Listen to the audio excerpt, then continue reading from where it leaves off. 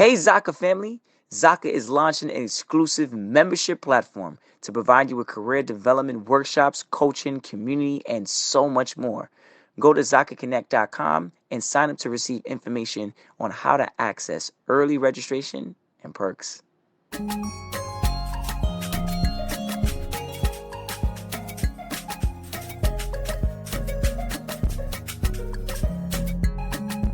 Hello, everybody. This is Paul Herman, the Prince of Motivation and host of Zaka Presents My Journey. We're creating this vulnerable and positive platform where you can get inspired and motivated from different leaders from our community. Today, our guest is Sandie Bonwinkor, who is a brand strategist, Gen Z thought leader. Sandie, welcome to the show. Thank you so much. I'm really excited. Thank you for having me. Pleasure to have you on. Looking forward to hearing a lot about all the things you're doing with the brand strategist. But if possible, before we even dive into all that good stuff and your journey, just tell us a little bit more about your cultural background and where you're from. Yeah, I am from Monrovia, Liberia. I was born in the late 90s. So, for most who don't know, Liberia was founded as a country for freed slaves. So, that historical aspect of it is very touching and personal. And of course, like a lot of West African nations, like we do share a lot of the same culture, a lot of the same food, and I'm really, really proud to be a Liberian American. Mm. So you were born there, you said? Mm-hmm. That's right. Okay.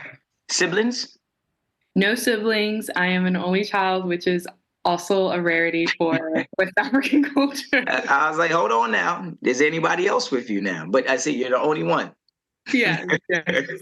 Okay. Now, born in Liberia, and I mean, I know a lot of the stuff here in the States, a lot of times we talk about the media could show both the good side and the bad side. And I know at times it's kind of portrayed Liberia in a very bad way, or kind of portrayed the bad side, the bad things about it. I know that at one point in time it was very heavy in the media about the Civil War back in the 80s. What's your take on that? Yeah. It is it's very interesting because to me, like when I think of Liberia, it is one of the only African nations that has not been colonized. Of course, it has a tumultuous history, between the Back to Africa movement and the Civil War. However, I remember a couple years ago, I went to a random like kickboxing class, and the instructor, I had told him I was from Liberia, and he was like, wow, like I used to go to Liberia as my vacation spot. That was where he went. He was an African American. Okay. So it's like touching to hear that. But then, like you said, the media also portrays it in its negative, in a negative way, and Yeah. I think that's why I'm very passionate about sharing stories, because you won't know until someone else like shares their own experiences with you and shares their own perspectives with you, because the media can only do so much, as we know. So And they get paid to tell the bad stories as well.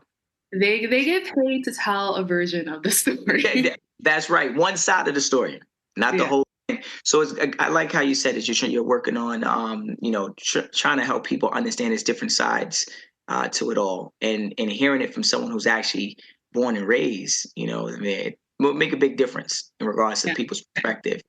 Now, your childhood. Talk to me a little bit about it. Right? How tough was your childhood? And how did it shape your abilities now and where you are currently, but also like your resilience?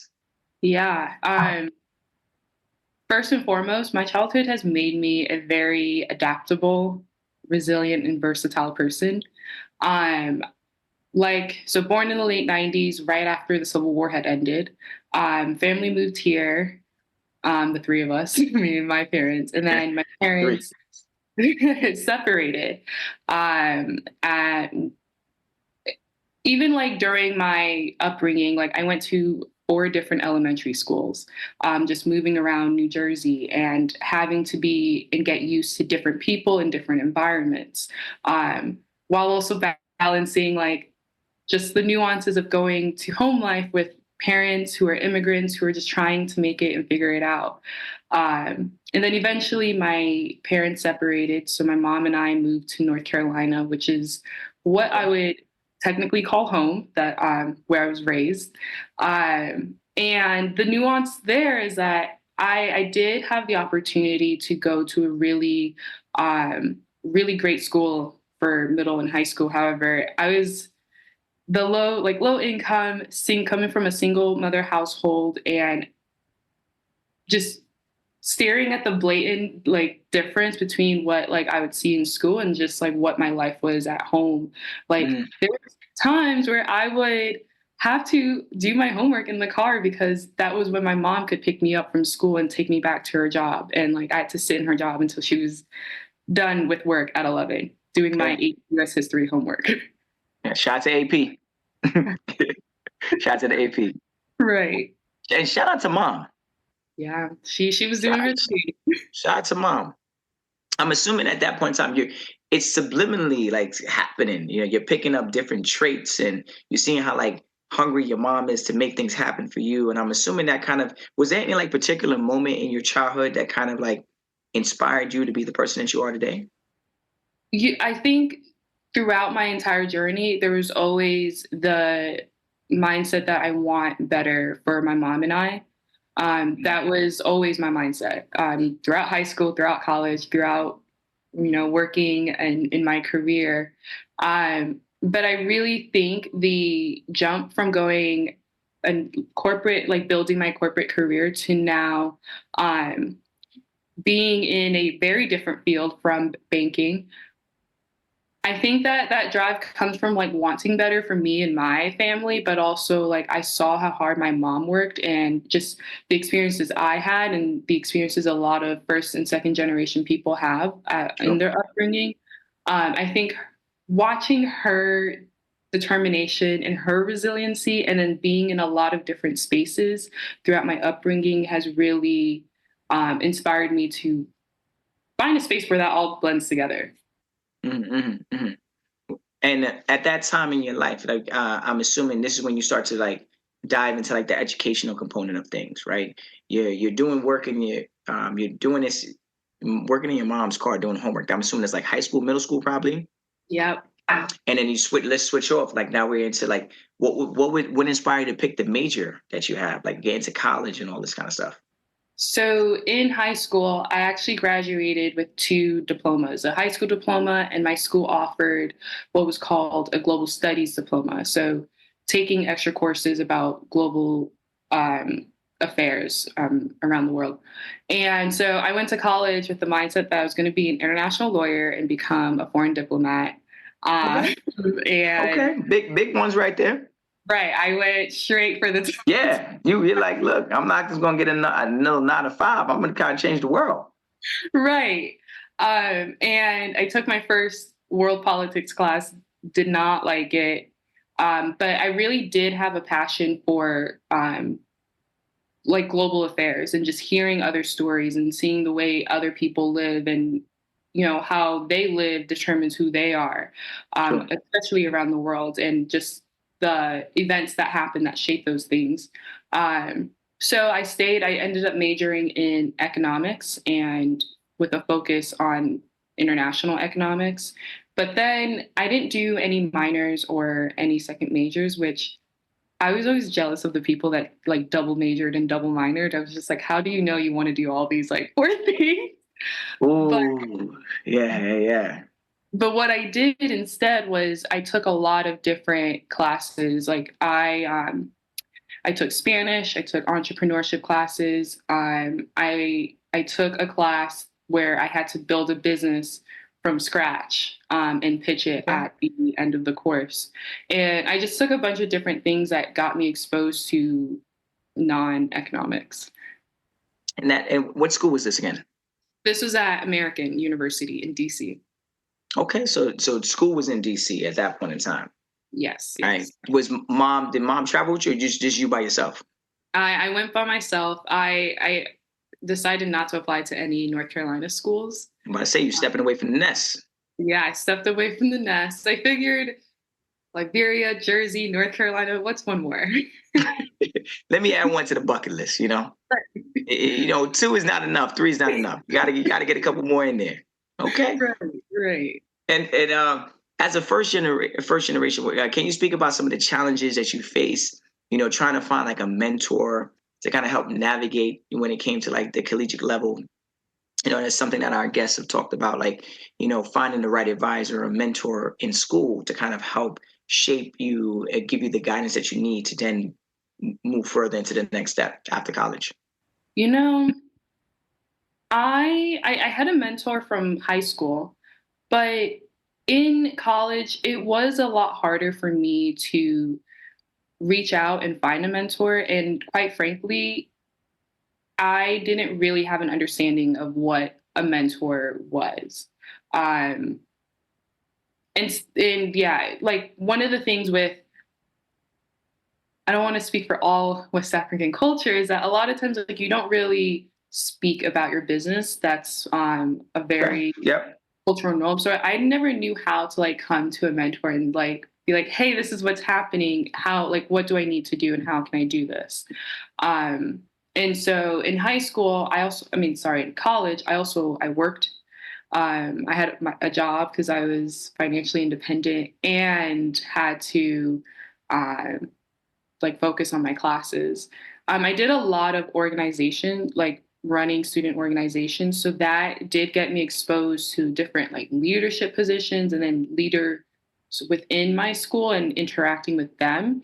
And just again, hearing other people's journeys and other people's stories, connecting with my peers. So if it's one thing, if I had to go back, it would be to actually have a mentor within like the vicinity of my university, because my mentors from my high school and they played a big role in that transition from college Okay. to my corporate career actually. But as far as in college, I did not leverage it as much and I really wish I did. Was there a breakthrough to kind of help identify that you were going to pursue that career? Banking. Yeah. So the Bank of America is headquartered in Charlotte. And You were smart. mhm. That's what you're telling me right now. You were And like, what's around me? basically, right. And it's not even what's around me, it's what I saw. Again, here's this student coming up, really just hustling through the ranks in high school, and everybody and their mamas worked at Bank of America. And so I saw the careers and the perceivable Yep. lifestyle that Yep. my peers had at the time. And so I was like, okay, Bank of America is in Charlotte. Um, it's a good bank. I know some people, and econ, like it all made sense at the time. The flow Yeah. was there. Yeah. And at that point, that's when you applied and got into there. Yes. Oh, wow. I mean, Bank of America is a nice company to work for. Yes. Pretty big, and it's located in several different places all around, right? So Yeah. to be connected to something that you go from Liberia to New Jersey, North Carolina, you're in DC, and you're like, maybe I might stay out here. And luckily, you got that opportunity. Can you tell us a little bit more about like what a brand strategist is and what they do, and like have you have any personal brands yourself? Yeah. So a brand strategist helps a person or a company um, curate the strategy around how they're going to be perceived, to other people, to the world. Hmm. Um, so they really dive into the what, the why, the how, and the how you're going to connect and relate to other people and other communities. And, my passion for that comes from my own personal brand journey, is looking at the nuances of my own story and my own journey from being, born less than 6 months after a civil war had ended to, you know, being first generation, then being in a corporate career and Things is moving fast at that point in time. right. And so So yeah, so the journey really started with like taking a look at my own story and curating the strategy around my personal brand and being resilient and being adaptable. And as far as a personal brand strategist, they work with individuals specifically so that their persona is perceived in a very specific way, so it furthers their mission. Um, Okay. Okay. so whether Okay. you're in corporate or you're an entrepreneur or you're um, in other various environments, it your brand fits and connects. Hmm. And you do this for a lot of individuals, I'm assuming, Yes, yes. on Individual and individuals and organizations, I'm assuming. correct. On average, what does this look like? How many people we talking about? On average, right now I have a lot of companies coming into the pipeline, but on average, I've worked with about 5 different personal brands, ranging from executives being CEOs and then professionals Yes. as well. Okay. Congratulations on that. Thank you. So Thank you. banking and then this, Yeah. I the think this switch is up. definitely my calling. Okay, okay. Because I'm gonna say, like, obviously you did the banking thing and then you move into this direction. And I'm happy that you said that, that you found your calling, because some of our previous guests, they speak about those things. They're very big on that in regards to saying, I was happy working here, but once I did this, it changed the game for me. Like, I feel happy every day. It's like a rewarding feeling to have. It's not just like, oh, I'm just making money and I'm just working. It's more like I'm actually like, this is what I want to do. So I'm glad you found that thing, because sometimes people search for years to find that kind of stuff. Yeah. Um, can you give us like an example of how having a personal brand could help you in your career? Yes. I really love this question. Um, so one of the first benefits is it establishes trust and credibility. So I'm going to take an accountant for an example. Mm, Either they're looking to expand their own clientele or they're looking to be desirable in the eyes of an employer. Maybe they have a really great skill for being able to communicate and articulate complex accountant theories or tax strategies. And mm, so they can start using, let's say, LinkedIn to be able to put some of that information out there, put their thoughts and how they're able to and how they understand tax strategies out there for the world, because then that's how people are going to capture your knowledge and your insight and be drawn to want to know more. mm, And so when an employer comes in and they see that, oh, candidate A is able to really articulate these tax strategies that we need for a team, um, it also showcases that they're not only able to do the work, but they can also teach other people. So that true, is a true. leadership quality. Um, and so right off the bat, you have visibility, you have awareness, you have trust and credibility. And without a personal brand, you just have your resume telling your story. Mm. Excellent way of putting that. Excellent. Everything is a brand. Everything needs to be sold. That's at the Mhm. end of the day, right? And if you know how to sell yourself, especially when it comes down to finding a job or even keeping a job, right? Right.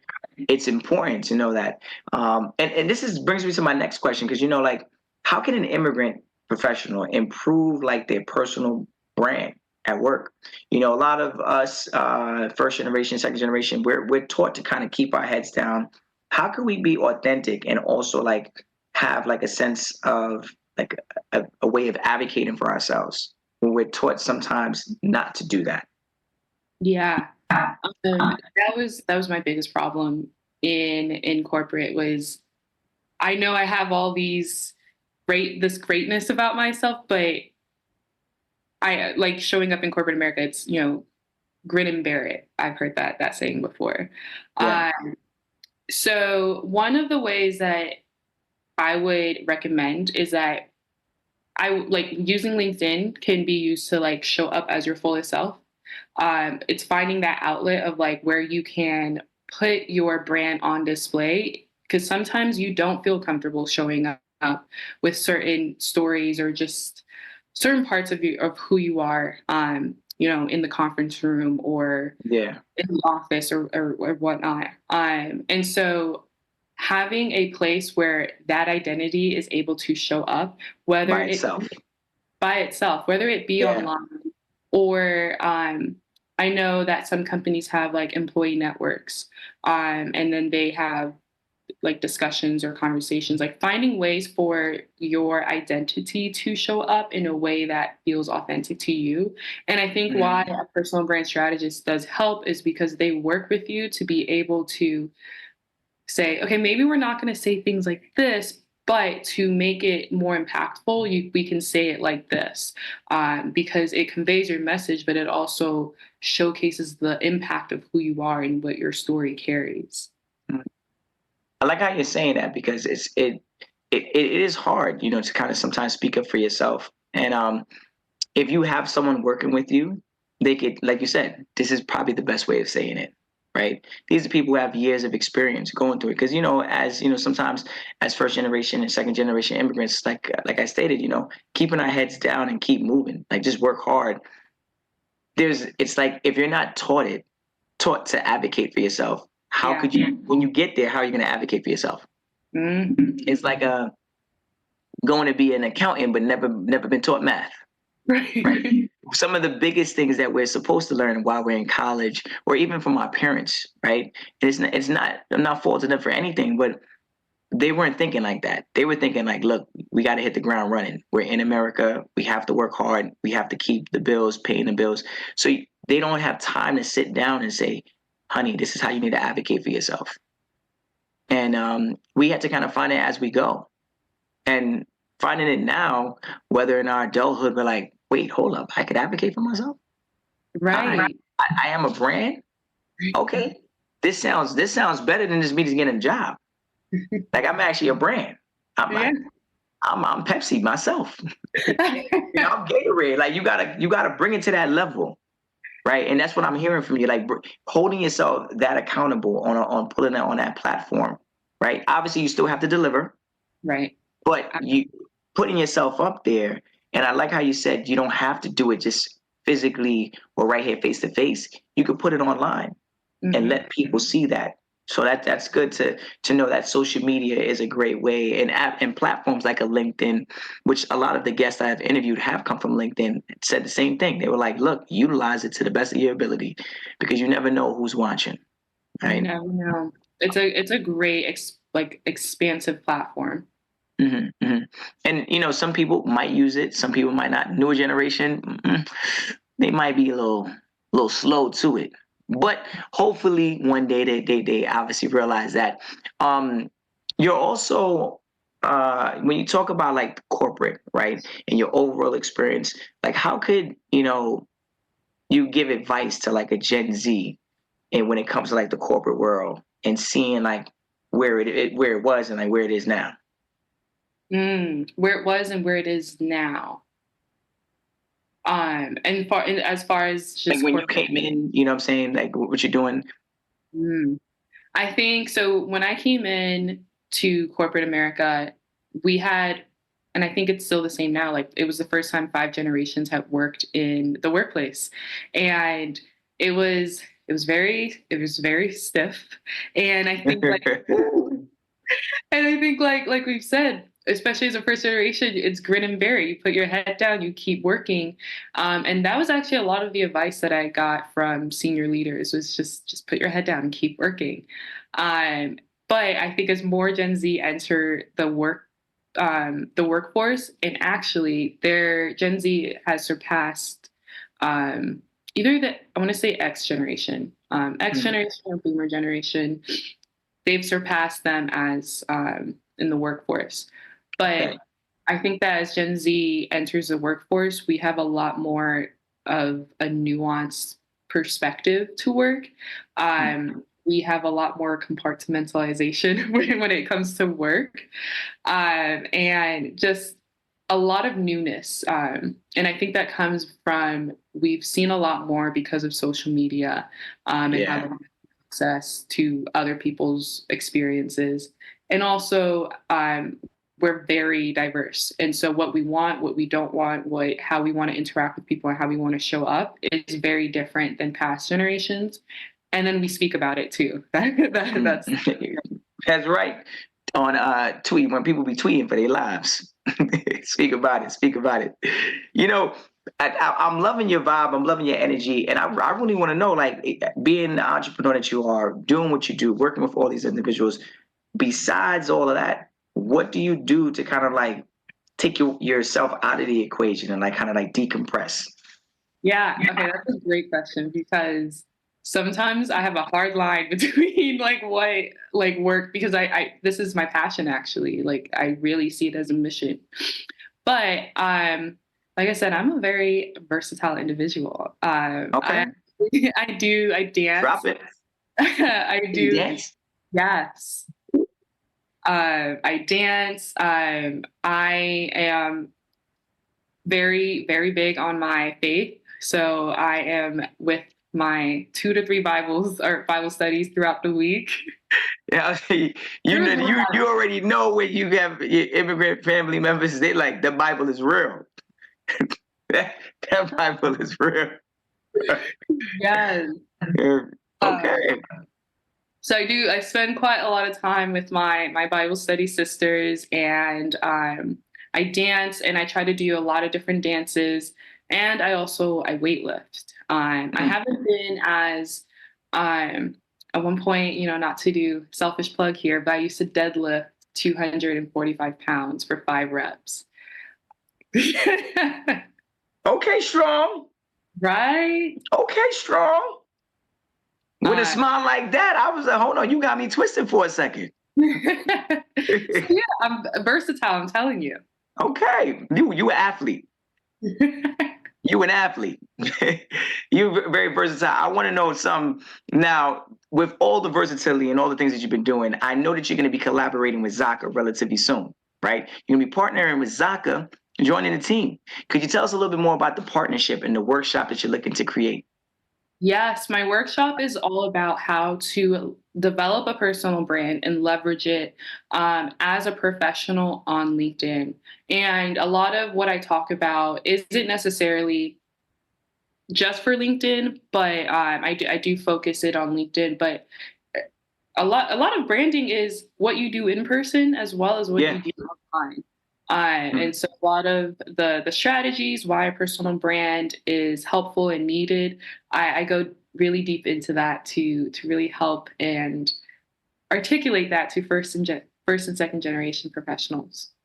Okay, well, our listeners are going to be very excited to have that be a part of that workshop. And one last thing, just to kind of end off our beautiful conversation, is any advice for anyone trying to be in your profession? Oh, it takes so much vision and like not to drop the biblical quote, but be still and know that, you know, he's got you covered from Psalms. And so you better throw it down. You better preach. You better preach. Psalm 46, be still and know that he's God, because entrepreneurship it's, you know, a lot of people like to showcase the highlights, but it does take a lot of vision and a lot of trusting that vision can come. A lot of faith. A lot of faith. Even a lot of faith. Crazy. Yeah. No, you're right. You're right, 100%. And that's why, Sandie, I want to say thank you from the bottom of my heart for taking the opportunity to kind of share your story. Let us know about the things that you're doing. Obviously, I know your childhood, you moved around a lot, but it seems that, like you said, you found that purpose and you're planting those roots very strong right now in order to help other people out, which is great, right? I always tell people you're not an artist unless you give back. Right. And I'm so happy to hear that you found that pocket for yourself. Okay. And shout out to mom and dad. They'd be very proud of you. Yes. And all the work you've been doing. We might have to get into a little dance battle. You got served or something. I will say I do. Okay. Well, I just want to let the listeners know, you know, if you want to hear more inspirational stories like Sandie, please check us out on ZakaConnect.com. Follow our social at Zaka Connect and follow our feed Zaka wherever you listen to your podcasts.